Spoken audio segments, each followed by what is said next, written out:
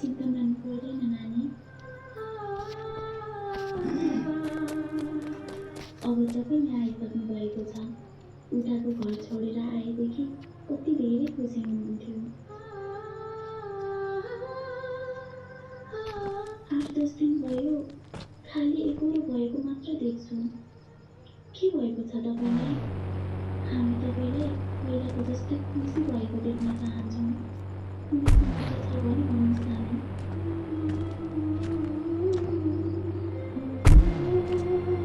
तपाईँलाई थाहा छ, तपाईँलाई हामीले कति धेरै माया गर्नुहुन्छ। अघि हामी अस्पताल जानुपर्ने मेरो बहिनी बिउजेकी थिए। त्यसलाई खुवाउनु भिटामिन र हरेक कुरामा भनेर खुट्टीले फुटाएर पैसा दिनुभयो।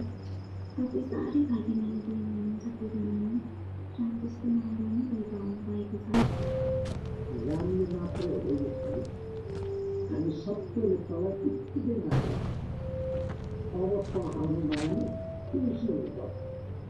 यसरी गर्न लागेको पर्याप्त अन्न पार्न पर्छ।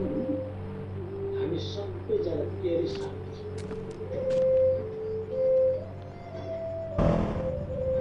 मेरो पेटमा भएको बच्चालाई यही घरमा जन्म दिनुपर्छ।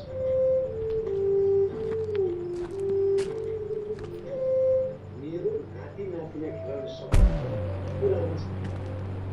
नाति नातिना खेलाउने मेरो सपना हामीले बेलैमा पुरा गर्नु नसकेको तैँले पुरा गर्नुहोस्।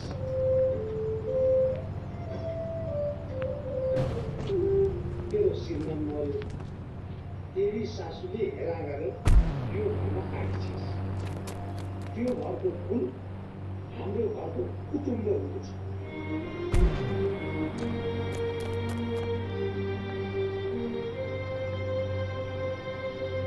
फुलले हेरा गरेको पुरो कुटुम्ब हाम्रो घरमा सबैको इज्जत बढेर उठ्छ।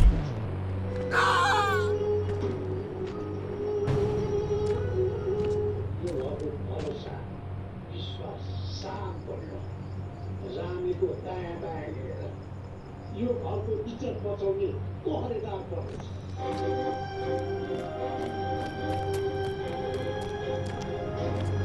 मेरो पेटमा भएको बच्चाले कहिले पुरो भएको महसुस गर्नु पर्ने छैन।